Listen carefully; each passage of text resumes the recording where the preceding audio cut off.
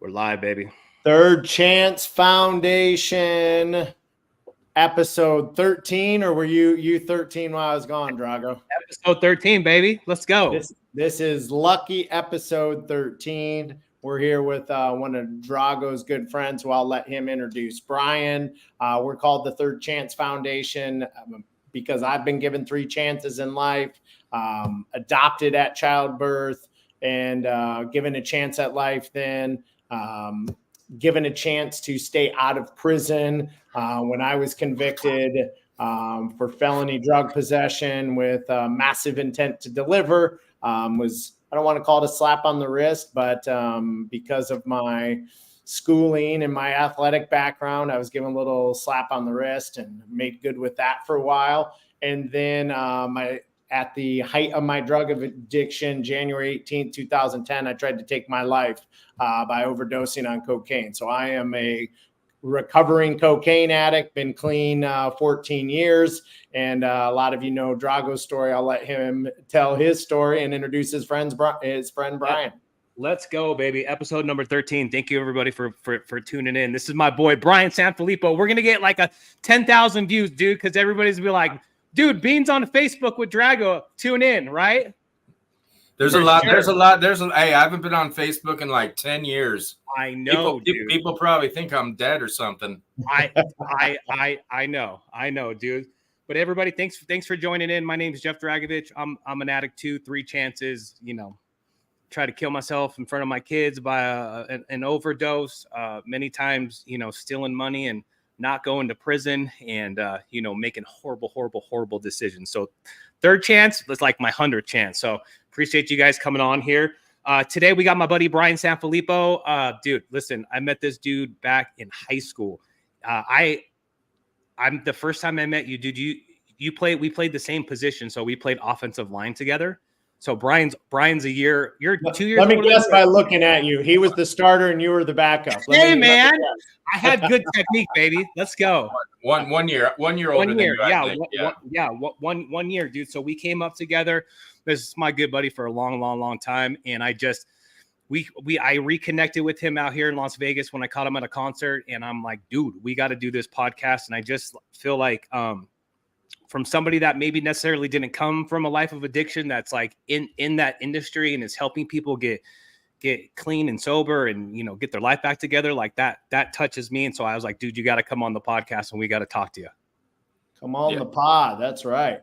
Thanks for being here, Brian. Hey, my pleasure. My pleasure. Thanks for having me, guys. What concert did you guys reconnect? Let me guess. Social D. Yeah. Social Distortion, Bad Religion in Vegas. Yeah. I flew out for the concert and ran into this guy and found out what he was doing. And I said, it'd be my pleasure. Just let me know when and where. Hey, listen, there's 10,000 people at this concert, right? And like Brian is a massive human and I haven't seen him forever. And I was with my wife and my wife's like, look at that dude. I'm like, oh my God, that's my buddy, Brian. I swear to God, I could see, I knew you. I could see you from the back. I'm like, that's Bean. Let's roll. There you are. Yeah, cool. No, it was a nice surprise. Hey, Brian, why don't you, where are you out of? Tell us about your journey into helping people in recovery and just maybe talk about your day-to-day a little bit. All right. So, I mean, my story takes some interesting paths. I grew up in Southern California with Drago. We grew up in Orange County, well-off area, played football, ended up getting a scholarship, came out to Missouri, played college football out here. Ended up playing some arena football as well. Decided to just focus on school and ended up graduating with a journalism degree. At that point, I started coaching wrestling at a high school and doing full-time substitute work. All the while, this whole entire time, my whole entire life, I've worked in bars and nightclubs. It's just been a job that I've been really connected to, and it was something I was good at. Well, I had a choice to go work in New York at a sleepaway summer camp. And so I went up to New York. I was scared. I didn't know what I was doing. And I was working with the kids up there, and it was a great experience. So I ended up doing it the next summer. Well, after that, I came back to Missouri, and I ran into a buddy at a bar, and he said he was going to Korea to teach English. Yep. And I said, I'm coming with you. The next day, I went and bought a passport applied for a job. 3 days later, I was hired. 3 months later, I was on a plane going to Korea. Ended up staying in Korea for 3 years, teaching English and being a speechwriter for kids in my school. When it was time to come back to anywhere in the United States, I had reverse culture shock. And it was a real struggle of trying to identify where I wanted to go. So I decided to come back out to Missouri. And one night I had no real direction, and I was at a nightclub, and I ran into one of the bouncers who I played college football with. And he was the clinical supervisor of an adolescent substance abuse rehab. And he said, "Hey, you've been working with kids for a while. I run a place that works with kids. How about you come give it a try?" And I said, "Okay." So I came and I started out as a behavioral health technician, which is the entry level. I was making, I think, $8 an hour. And it was a 16-bed adolescent substance abuse facility. So kids, it was, I think, 12 to 17 was the age range, but we usually had kids that were 13 or 14 to 17 that would come in for a 60-day treatment.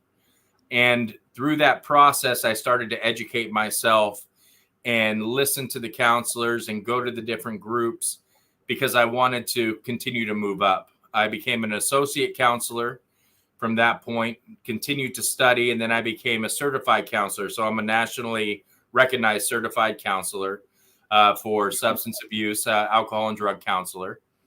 And then I continued to move up through that process to clinical supervisor, and now I'm a program director. Awesome, bro. I would say about 2 years ago, we decided to make some changes within the company, and we shut our adolescent unit down and moved our adult unit into this building. And so now I'm currently running an 18-bed adult substance abuse facility. They're here from usually anywhere around 2 weeks to 30 days. It depends on their level of need and necessity, the medical necessity for treatment. We also offer outpatient services. We have about 400 clients in our caseload. And so we offer virtual groups, live groups, counseling, therapy, case management, peer support, employment and housing services. And that's all housed within the building that I'm in here. And we just basically are just trying to help out anybody who wants the help and get them back on the right path to reach their full potential. And that's awesome, bro. Yeah. You guys have the full gamut there, huh? Like basically anything, right? Like basically like they come to you, you're gonna if they want the help, right? That's always the biggest thing is like, do they want the help to get better? They, everybody says they want the help and they want to get better, but do they want to do the work? But at the end of the day, at least them reaching out is a step in the right direction. For sure. Because, a lot of times, I'll have people and I'll say, "Hey, just swing by I'll run into them, in the streets." And like I said, I still work in the bar scene. So I still have access to people who are struggling at times. And that's something that I value, is that with my day job, my ability to recognize things with the night job and then be able to maybe speak to them on the side or just let them know, "Hey, I'm here." Or if they have family members who are struggling. And what I'll do is I'll say, just have them come into my office and talk. They don't have to be a client. Just come to my office building. Come talk to me for 15, 20 minutes. Let me figure out what's going on. And then I can give you some advice of the direction that I feel could be beneficial and assist them with that if they choose to. Some listen, some don't. But at least I know that I'm giving the advice that I would give to my loved ones coming to me with the same problems. What's the main issue or difference that you see from when you were serving, our youth and compared to adults? And, is there warning signs that you see in youth that you think need to be addressed when these signs come up? And what are those signs? Yeah. So the biggest thing for me with working with adults, it's more life and death. The dangers that the adults are facing are being recognized by overdose and death and just the horrific situations that they're experiencing. A lot of times with the teenagers, it was something that they were told could happen, but they weren't truly experiencing it. So a lot of the youth they weren't here of their own accord. It was a court order, a juvenile officer, DYS, Division of Youth Services, a parent. And what I saw with the biggest area that I saw with the youth would have to be the peer groups and the home life. When there's no communication in the home, no open and honest communication in the home, the fear of telling mom and dad exactly what's going on, then that's where things start going off the rail. Interesting. And which I understand completely, because mom and dad, they hear that information and they get fearful. Right. And sometimes they don't know how to communicate in a healthy way when they're experiencing that fear, which is then off-putting for the kid. Which is usually like reactive, right? Like the parents like don't know, they feel helpless, they just react and like, you got to go do this, you got to go there, right? Or if they come home and say, hey, you know, my friend Timmy just got busted for smoking weed. You can't hang out with Timmy. You can't do, and just start going off on them. When in all actuality, what they should do is kind of maybe look at the situation and appreciate that the kid was being honest. Right. And there's a reason why the kid was coming forward and saying something. I speak at schools for Red Ribbon Week. I'll speak in front of entire middle schools and high schools. And one of the biggest things that I say is, you know, I'll give them a message and I'll say, do you trust me? And they'll say, yeah, we trust you. And I said, why do you trust me? I said, you don't even know me. I'm a stranger. I said, you met me 15 minutes ago. And I said, and I'll be honest, if you die tomorrow, I'm not losing any sleep. But at the end of the day, the people who truly love you that are going to be completely damaged by the actions and death of you are your mom and your dad, but you're too scared to go talk to them, or you're not willing to listen to what they have to say. Wow. And so it's, you know, for them, it's an eye opener. And I'll be honest, that's one of the coolest things about my job, because I'll have kids that I spoke to at an assembly 8 years ago, and they're young adults now, and they'll come up to me and they'll remember some of the clients that I brought that shared their story, and they'll remember some of the messages. They might not remember it all, but for a kid to remember a random assembly 8 years later, I mean, to me, that's why we do what we do. That's amazing. So Drago, it's kind of like what we keep saying about what we've talked about in several episodes, Brian, like, hey, we're both addicts and we'd be foolish to think that our kids couldn't possibly be, with 7 kids between the two of us, right? That there's not going to be one that has our same qualities and our same DNA and going to have problems with opioids or uppers or cocaine, right? So we've been on this journey of just being transparent with our kids and telling them what drugs did to us and tell them exactly what we did and the path it took us down and where it took us to. And hey, here's what's different now in your day and age with fentanyl out there and, you know, some of these other crazy drugs I haven't even heard of. And that's the difference now between when I was using and your potential is your first time using could be your last because of this. And cocaine. Right? Cocaine back in the day, right? You'd get a bag of cocaine. You didn't have to worry about anything except for ridiculous conversations at 4 a.m. Right. But now you need to. But now you have to actually test it to make sure there's no fentanyl in it, because your body is not going to react the same, and you can instantly go into overdose and die because you don't have the appropriate thing. You don't have Narcan around. You don't have the things around because you're using cocaine. You're not expecting to use that fentanyl.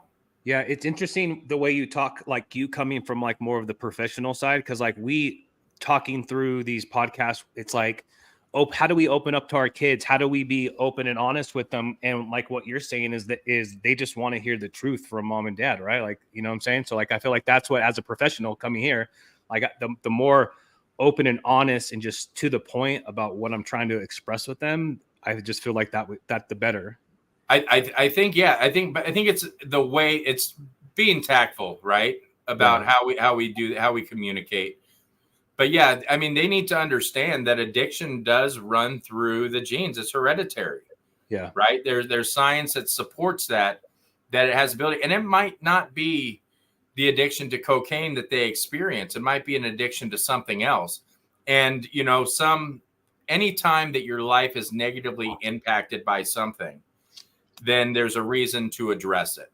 Right. And so with kids these days, it might be social media, right? It might be their phone, you know, not being able to put the phone down. And as we've seen, that has limited the ability to communicate face to face in appropriate and healthy ways. You know, I'm never on my phone, right? I like to use my phone on how to get from location A and B when I don't know where I'm going there, or the occasional text message. But I love to sit at a restaurant and watch all the people on their phones. But if I went up to them and I said, "Hey, you've got a phone issue," they would say, "What are you talking about?" No, I don't, because it's almost because it's like socially accepted. Yeah.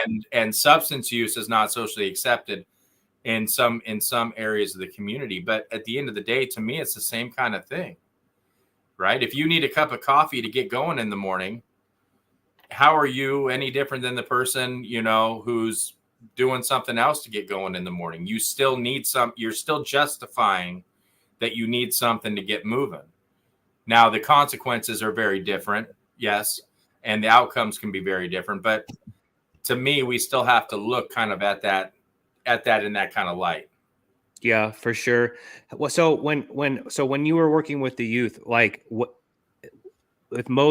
you were saying most youth come to you through like a parent or like some type of like a court system. What is this? Is it harder to get into a youth's head as far as like, hey, this is life or death, and these are I'm trying to provide you with tools so that you can live a healthy life because they were forced to go there? Do you see a difference in correlation? Like, my mom sent me to rehab. She paid a bunch of money, right? Sent me to rehab. I didn't really want to go. I just went, right? And I listened to what they had to say, but my mind was not open to anything that I learned in that rehab. Yeah, you were faking it to make it, for sure, right? And that's the terminology. But the way that I look at, okay, so let me touch on that at adolescent point here in a second. The idea of faking it to make it, to me, works. Because you were able to give back the information, which means that you were listening and you understood what was being said. Fair enough. Right? It's just you chose not to use, we call it fill in the toolbox. Yeah. Right? What we're doing is you have an empty toolbox and we're giving you the tools to fill it up and teaching you how to use those tools. It's up to you to use it. And at the end of the day, you had the knowledge from that time that you went to the rehab, but you just chose not to apply it in that moment. Man, that's a good point. I never thought about that, because like I did listen to what they had to say, right? But on my journey, I didn't utilize any of those tools until I needed to, until I wanted to, until it was ready for me. So that's a good point. I never thought of it that way, because I did listen. I just wasn't applying anything. Yeah. So when people are saying they just faked it to make it, at the end of the day, they were paying attention. They were learning something. They were learning enough to make sure that the treatment team was okay with them leaving successfully. Now, back to the adolescents. Yeah, no, the kids didn't want to be here. The kids didn't want to change. I mean, not all of them. But what I did is I used the technique of trying to let them know that if they change these little things, then these different areas of their life that they wanted to change would happen. So, like, let's say, you know, a kid was on probation. So they had their juvenile officer and they hated their juvenile officer. I would say you need to get off papers to get your freedom back, because what you have done is you've given up your freedom. The reason why you have a 7:00 curfew and all your other friends can be out in the streets is because you were on papers. So you need to follow the rules, not test positive for any drugs, not break any laws, get off paper, and then you're going to earn some of that freedom back, in the hopes that during that time, they'll learn that they can live life without the drugs or the criminal behaviors. But with teenagers, it's not life and death in their minds. Yeah, right? because they think they're going to live forever. Like, I never, you know, I mean, the way I used drugs as a teenager, if that was me now, I would be dead. Right. We grew up in people, you know, the clients always ask me, you know, hey, are you an addict, or, are you in recovery? And I say, no. I said, I grew up in Southern California. We grew up in the land where you can get your hands on anything, and it was socially acceptable because of the social groups that we hung out with. Yeah. Right. The exploration of drug use was actually like promoted by the groups that we hung out with. But yet on the surface, we were the athletes. We were on student government. We were doing these things, and we didn't have social media. I swear, if we had social media when we were in high school, I would have been in jail by like week 3. For sure. But it's we were doing different things, and it was socially acceptable. And then as time goes on, we just can, some of us continued to go down a path. Some of us explored a little deeper, and some of us decided to go a different route. And, the way I look at it, the fact that the 3 of us are sitting here today, we're 3 lucky ones. That's right. Because there's a lot of people that don't make it. And it's sad, but it's true. How often are you seeing people come out of the penitentiary system and needing help? And is there any treatment in Missouri for them while they're in penitentiary? Is there any rehabilitation and work that they do in the prison system? And how often are you working with that type of adult coming out of penitentiary? So my knowledge of the actual treatment inside a penitentiary is very limited. The one thing that I do know is they're doing Vivitrol shots. Basically, it's an opioid receptor blocker. Right, like a long-term Zuboxone, right?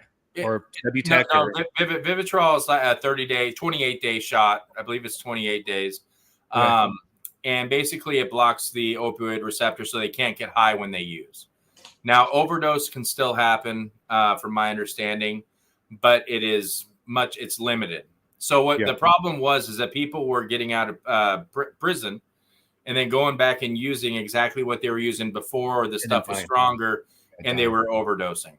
So there is treatment that's taking place in prison. Now, where I work, we have a program called ICTS, and we work with people on probation and parole.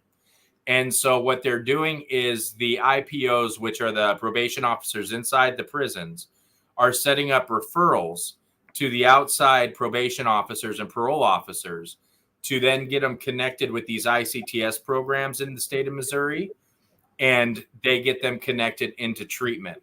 And with that treatment, they have a complete team that is dedicated to them, wraparound services. So right now in my program, we have 20 clients in the ICTS program. We are so hands-on with those 20 clients. We also, help financially.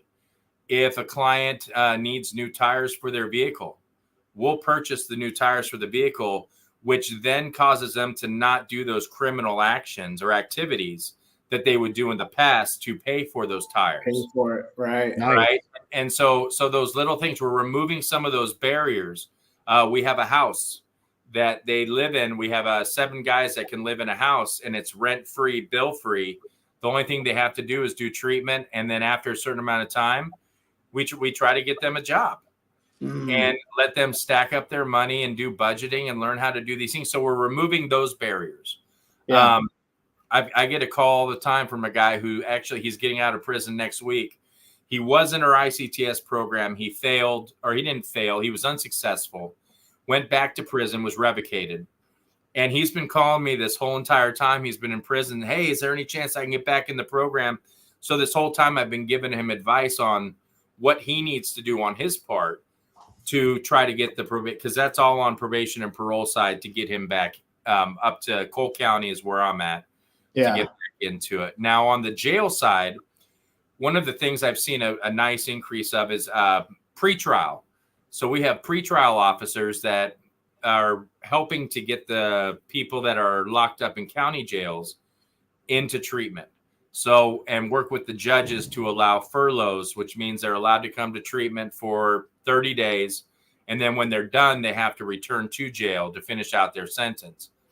But what I'm seeing a lot of times is they're getting furloughed to treatment, and the client is making progress. And then they have a court hearing while they're in treatment, and the judge decides them to release on own recognizance instead of heading back to jail. And then it's up to the client to succeed at that point. Right. You know, they were given the opportunity, and now it's up to them.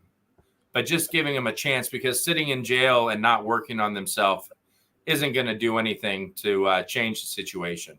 No, and that's the kind of second chance I was given. I mean, my charges were enough to go away for probably 5 to 7 years, and they saw enough in me, and I went through the treatment and tested clean and had jobs waiting for me. And it's funny. I sent a big gratitude letter to the judge that gave me leniency, and we actually had a really cool conversation. And I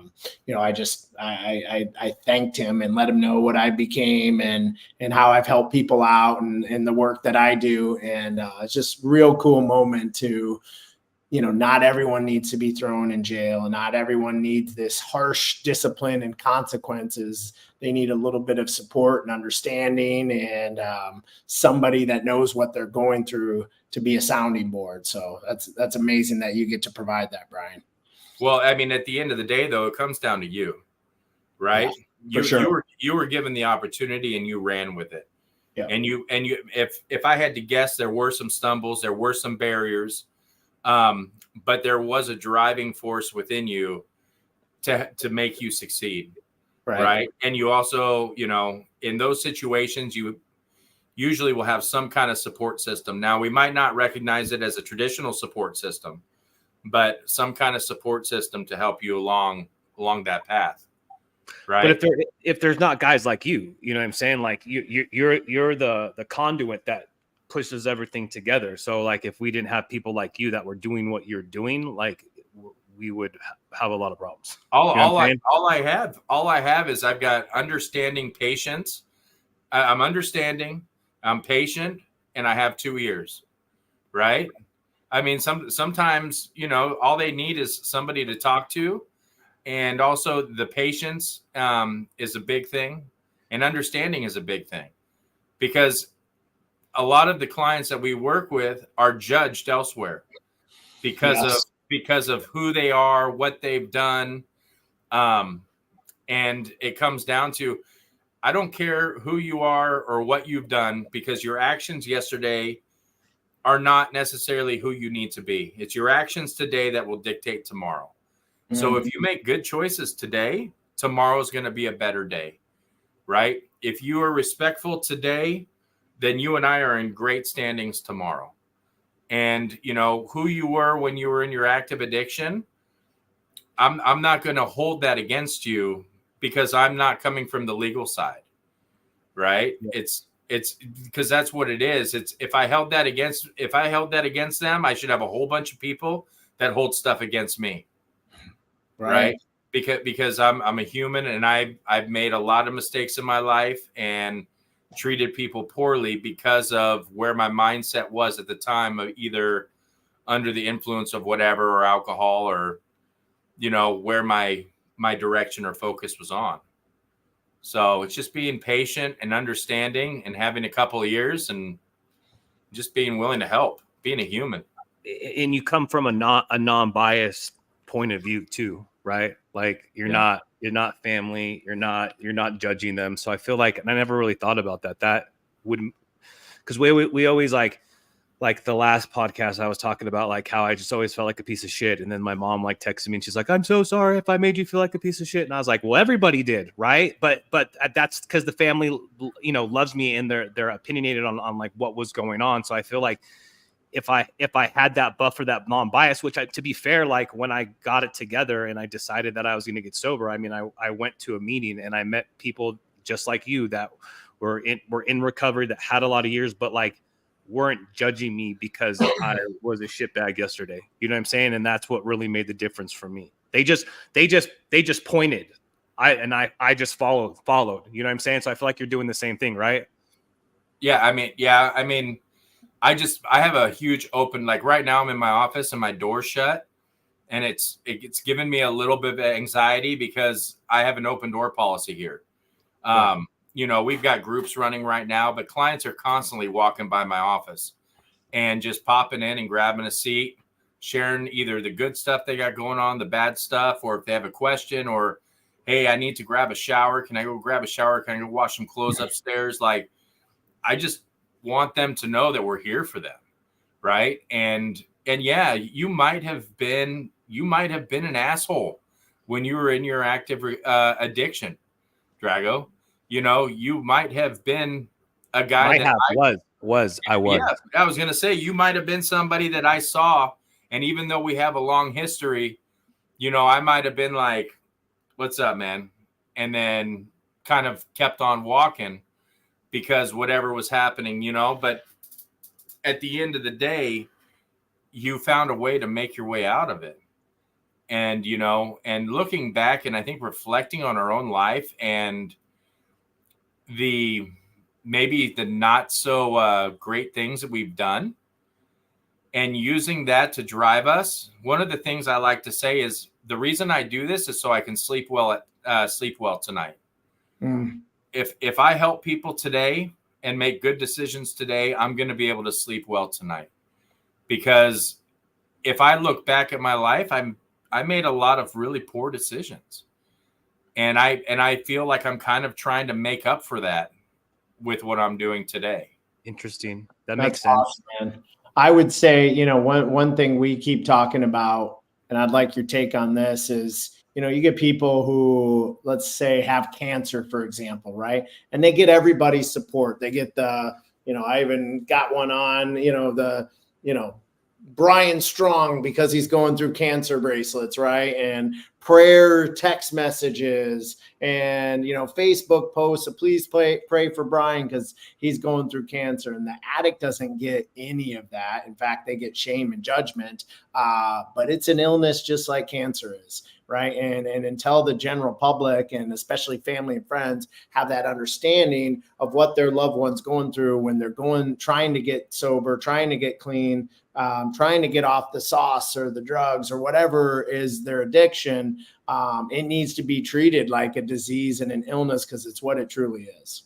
Yeah. And so I'm probably not one of the best people to make, that kind of correlation. But but I stay consistent, right? When I hear, somebody, my aunt is dealing with cancer right now again. Mm-hmm. And yeah, I know I probably should reach out and send those messages of support and wear pink. But my thing is, she knows that I'm here if she needs to call, if she wants to. And so it's kind of the same way with the clients. Like I don't go out of my way to show that support. It's like I'm here when you're ready for it, and I'll never not be here. If my aunt called me every single day, I would talk to her every single day. But yeah, it is the same kind of thing, but they don't have the supports in the community because they're looked down upon, right? And it's often because of the actions that go along with addiction. Yeah. The criminal behaviors, the way that they have treated their family, the way they've treated members in their community. And so all of a sudden, then the community is pointing a finger and saying that person's bad, without ever really trying to understand that maybe that person was struggling with some childhood trauma that they didn't even recognize that they were dealing with, which led to addiction. And they just need somebody to help support them. And just because you live in a house and you think that you don't have addiction in your house, it's wild. It's wild the way that some people look at it and look down on those who are dealing with drug addiction or alcohol addiction. Which is why we're doing this, right? Like we just want to get the word out that it shouldn't be a stigma anymore. We have an incurable brain disease, and we just need people like you that are willing to listen and point and give good advice. Well, I mean, heck, you said the brain gets rewired. Fair enough. You know what I'm saying? Like your brain gets rewired and things are not firing the way that they should be. And guess what? It took time to mess it up and it's going to take time to fix it. And it might never be completely fixed. It's like, I talk about, so co-occurring is a big thing, the connection between mental health and substance abuse. Right. And I look at it like a dam, right? If you have a dam and there's water always trickling out of that dam, right? There's water always trickling out of that dam at some kind of speed, but there's no damage happening to the property on the river down below that dam because it's coming out at such a slow pace. But sometimes when you use drugs, you're opening up that dam and that water's coming out and that water creates damage. And so it takes time to fix that, right? And the question is, is that crack or is that opening of the dam able to close as tight as it was once you open it up full bore with that drug? Who knows? Maybe. Right. But there is a connection between the two. And we have to understand that the damage made takes time to clean up, and we need to understand it, and we need to be understanding and maybe do some self-education, right? And so that way we can assist the people in our life. Males, think about this. Males don't recognize trauma like females do, right? There are things that males experience that we chalk it up to being a boy, to being a man, right? When we see somebody get beat down and knocked unconscious in a fight, guess what? That's not normal behavior, right? But we chalked it up as, oh, did you see that? Did you see that fight on the street? Think about boys it. Being boys, right? Boys being boys, right? Yeah, think about it. But that actually starts to rewire our brain some, right? And it becomes unresolved traumas that we have inside of ourselves that we don't even recognize that truly affects us, from the inside out. It's a trip. Like, I don't have all the knowledge, and listen, everything that I'm saying is what I'm saying it, right? And these are my beliefs and my thoughts, and I could be completely wrong, right? But that's the way that I look at it. There were things that we did in high school, Drago, that were not normal. They were not normal behaviors, but because of the situation and because of the audience that we had, that's what it became. It appeared to be normal for us. Yeah. But looking back at it, I shake my head and I'm like, I wish I could go back and maybe change some of that stuff. But once again, we can't go back. So it's my actions today will dictate tomorrow.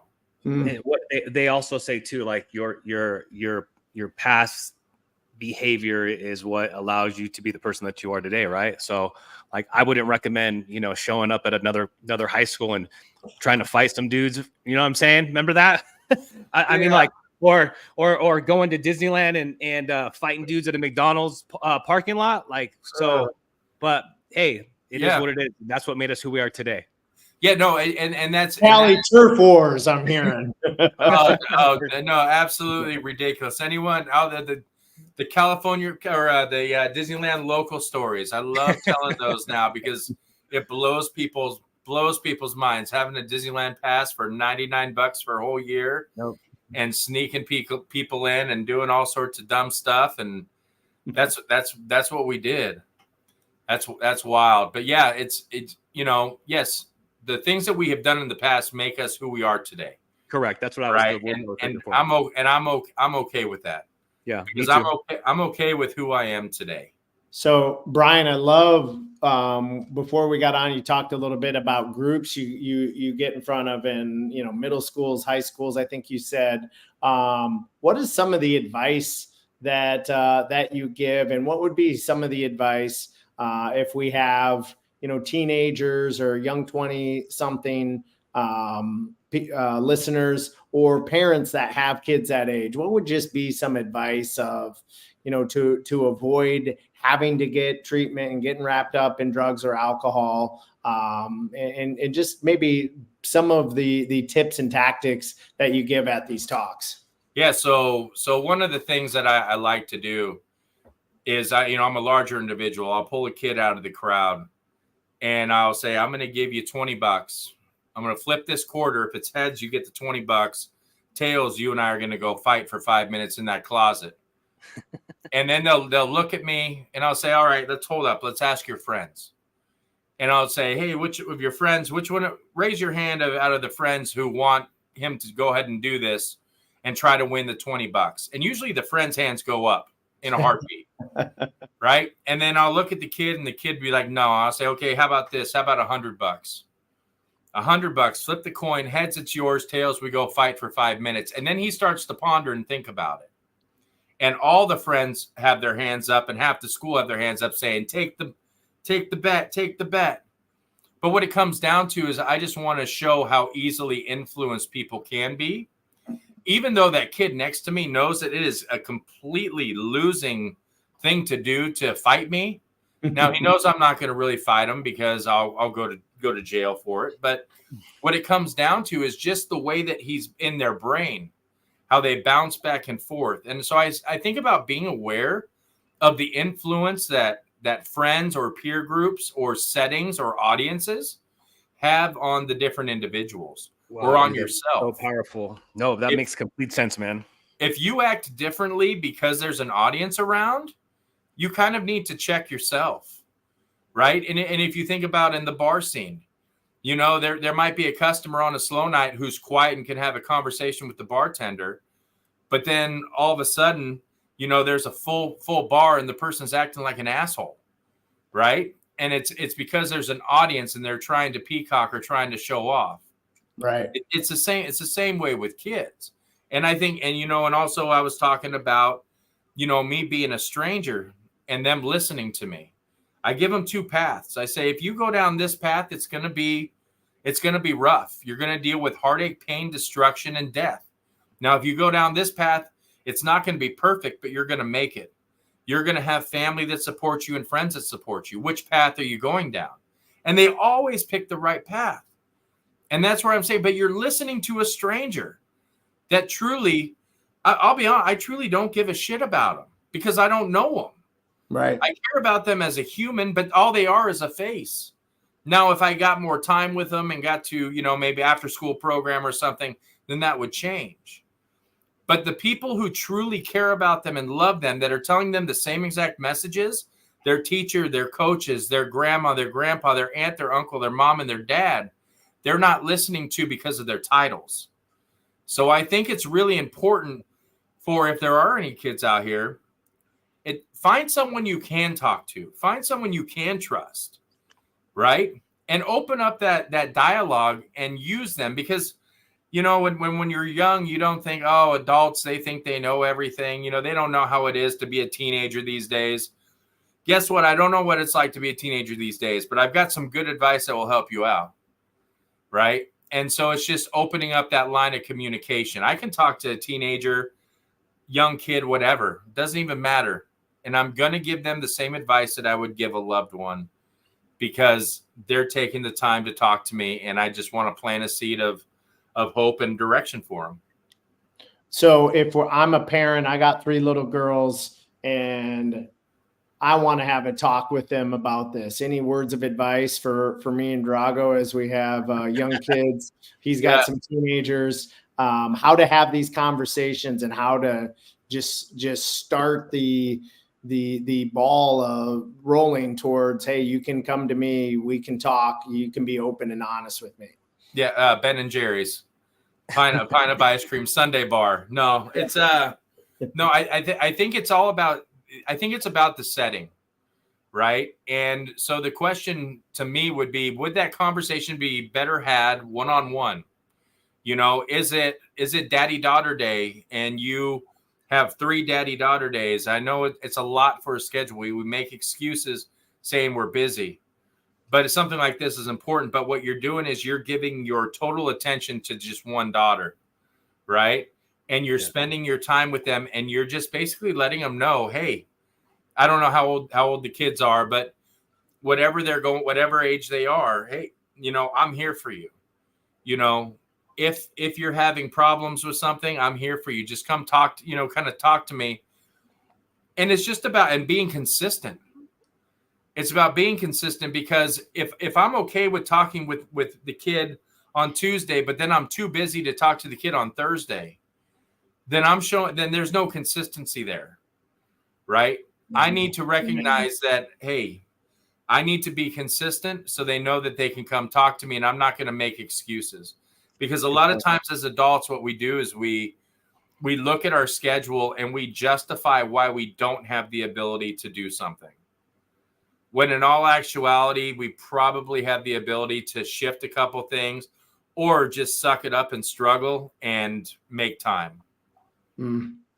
That's just, I mean, but I think everyone's situation is going to be different. Dynamics are different. What's the household dynamics? What's the relationships with the kids? What are the ages of the kids, right? So there's no blanket answer. But I think consistency is the number one thing, and knowing that they can come talk to you. And also maybe not going off the rails when you hear something you don't like. Yeah. Because I think what you said before was beautiful. Like you mentioned, hey, Timmy got caught smoking weed. You can't fly off the handle about that and say, oh, Timmy's a bad kid and you can't be around Timmy. Because then if they ever make that mistake, that's the main thing to me that started the addiction spiral, the downward spiral, was the shame and the guilt. Right. I think it's that way with just anything you can go through, if it's pornography or drinking or drugs. Like once you start feeling that shame and guilt, then it's just like this repetitive thing that keeps making you do it. Right. And it's, hey, I feel terrible and I feel all this shame and guilt. But the dopamine rush from doing what I'm addicted to will give me the spike back up so I don't feel this way. It's this vicious circle. Yeah, it's the reward. It's the reward in the moment. And as we learn, that reward gets shorter and shorter and shorter, and we keep chasing that reward. Yeah. Right. And the consequences keep getting greater and greater. Yeah. And it just gets worse and worse, and we keep getting dragged down. And then we have a case of the fuck-its. And when we have a case of the fuck-its, that's when things don't go well. And what I mean by that, so if I have a client who's on probation and they get drug tested on a regular basis and they slip up and they use, and then they have a case of the fuck-its, they're like, you know what? I've already used. I might as well keep on using. Yeah. When in all actuality, what they could have done is could have come in and said, hey, probation officer, I slipped up on Sunday night. I haven't used since. You can drug test me and check my levels. I need to step up my treatment game. I need to go talk to my counselor.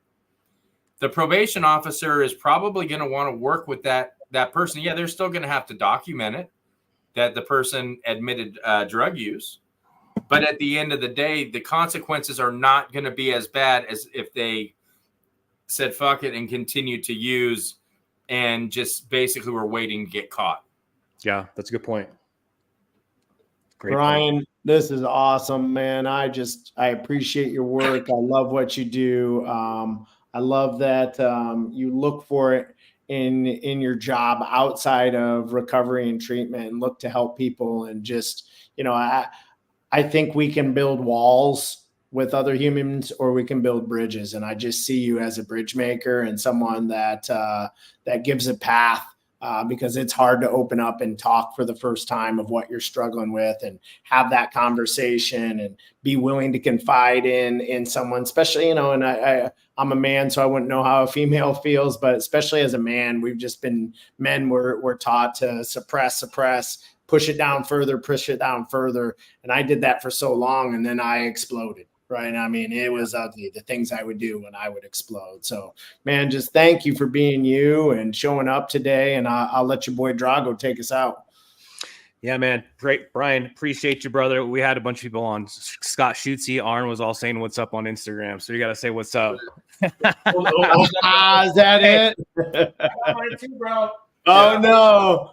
I need one now. Hey, don't tell the high school we stole a helmet when we left. Yeah, we were supposed to return those. My bad. Sorry, Found Valley. Sorry, Found Valley. Yeah, but listen, if you're out there and you're watching this, like, we're doing this because we want to help. So if you're thinking about getting into recovery, you're thinking about getting into something, you need somebody to talk to, you need somebody to hug you, anything. I would much rather take your call at 3:00 in the morning than have to go to your funeral. We are here and we're available. We're stopping the stigma of addiction. We do find happiness. We do find love. We do find financial freedom if you want it. It's there. It's always been there. You just got to do the work to do that. So I love you, bro. Thank you for taking the time to come talk with us. And you're my dog forever.